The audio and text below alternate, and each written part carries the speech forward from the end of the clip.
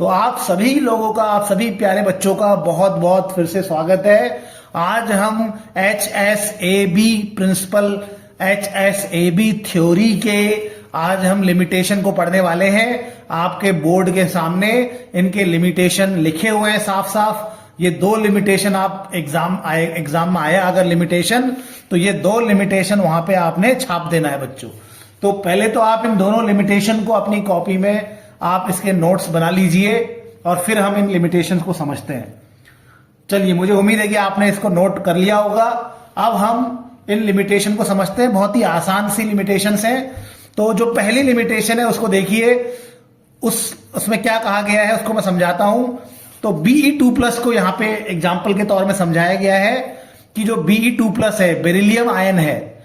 Beryllium ion इस साहब theory के अनुसार, इस hard acid soft base, hard soft acid base theory के अनुसार Be2+ एक हार्ड एसिड है और ये हार्ड बेस को प्रिफर करेगा कॉम्प्लेक्स बनाने के लिए।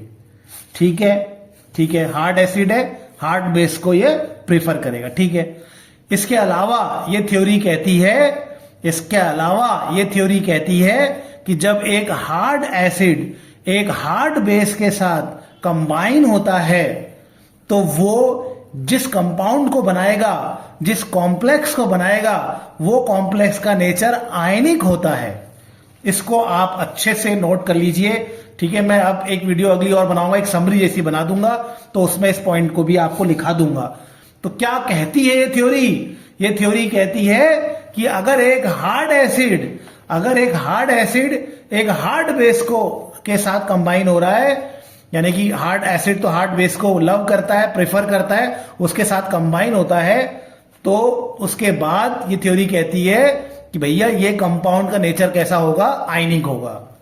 और सॉफ्ट एसिड जब सॉफ्ट बेस को के साथ बॉन्ड बनाता है, सॉफ्ट एसिड सॉफ्ट बेस को प्रीफर करता है, सॉफ्ट एसिड सॉफ्ट बेस के साथ स्टेबल कॉम्प्लेक्स बनाता है, तो ये थ्योरी कहती है कि सॉफ्ट एसिड और सॉफ्ट बेस के द्वारा जो कॉम्प्लेक्स बनाए जाते हैं वो कोवलेंट नेचर के होते हैं।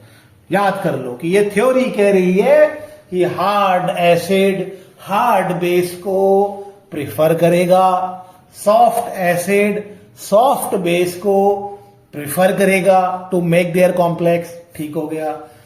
अगली बात ये थ्योरी कहती है कि हार्ड एसिड हार्ड बेस के साथ जब भी कंपाउंड बनाएगा उनका नेचर होगा आयनिक, और जब सॉफ्ट एसिड सॉफ्ट बेस के साथ कॉम्प्लेक्स बनाएगा तो वो होंगे हमारे कोवलेंट नेचर के, ठीक है। तो ये थ्योरी कह रही है कि भैया इस थ्योरी के अनुसार क्या है? देखो, इस थ्योरी के अनुसार क्या है? इस थ्योरी के अनुसार Be2+ तो एक हार्ड एसिड है, तो उसको Be2+ तो हार्ड एसिड है, तो वो हार्ड बेस के साथ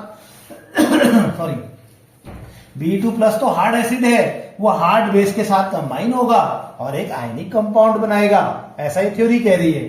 लेकिन फजान रूल के अनुसार, फजान का एक नियम होता है जो बताता है कि कौन सा कंपाउंड आयनिक होगा, कौन सा कंपाउंड कोवलेंट होगा। लेकिन फजान रूल के अनुसार Be2+ के जो कंपाउंड्स होते हैं, Be2+ के जो सॉल्ट होते हैं, वो किस नेचर के होते हैं प्यारे बच्चों? कोवलेंट नेचर के होते हैं। तो यानी कि ये थ्योरी Be2+ के कंपाउंड को आयनिक बता रही है, जबकि फजान रूल Be2+ के कंपाउंड को क्या बताता है? कोवलेंट बताता है। ठीक है। तो ये थ्योरी फजान रूल के हिसाब से नहीं चल रही है, ये थ्योरी फजान रूल को फॉलो नहीं कर रही है। ये इसकी प्यारे बच्चों लिमिटेशन है। ठीक है। बेरिलियम के कंपाउंड एक्चुअली मोस्टली कोवलेंट ही होते हैं, ध्यान रखना है। तो ये थ्योरी फजान रूल को फॉलो नहीं करती है। जैसे कि फजान रूल के केस में फिर से समझ लो, इस थ्योरी के अनुसार Be2+ हार्ड है, हार्ड एसिड है, वो हार्ड बेस के साथ कॉम्प्लेक्स कंपाउंड बनाएगा, और इस थ्योरी के अनुसार हार्ड और हार्ड का कॉम्बिनेशन आयनिक होता है। तो Be2+ के कंपाउंड आयनिक होने चाहिए। लेकिन वास्तविकता में या फजान रूल के हिसाब से Be2+ के कंपाउंड कैसे होते हैं? सॉल्ट कैसे होते हैं? कोवलेंट होते हैं। ठीक है। तो ये इस थ्योरी का पहला पॉइंट है, पहला इसका लिमिटेशन है। ना जो दूसरा लिमिटेशन है वो बड़ा इंटरेस्टिंग है, आपके सामने लिखा है H+ इस थ्योरी के अनुसार, इस साहब थ्योरी के अनुसार, मैं साहब बोलता हूं इसको, आप इसको हार्ड सॉफ्ट एसिड बेस बोल सकते हैं। मैं थोड़ा S को आगे कर लेता हूं, A फिर HB कर लेता हूं, कोई दिक्कत नहीं है। तो इस थ्योरी के अनुसार, इस प्रिंसिपल के अनुसार, इस प्रिंसिपल के अनुसार हमारा क्या है, देखो बच्चों, H+ क्या है? H+ एक हार्ड एसिड है, H- क्या है? सॉफ्ट बेस है, ठीक है।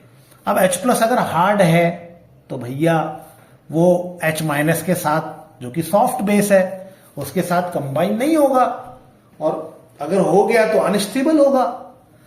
लेकिन H+ और H- जब कंबाइन होते तो क्या बनता है? H2 बनता है, और H2 क्या होता है? एक बहुत ही स्टेबल कंपाउंड होता है।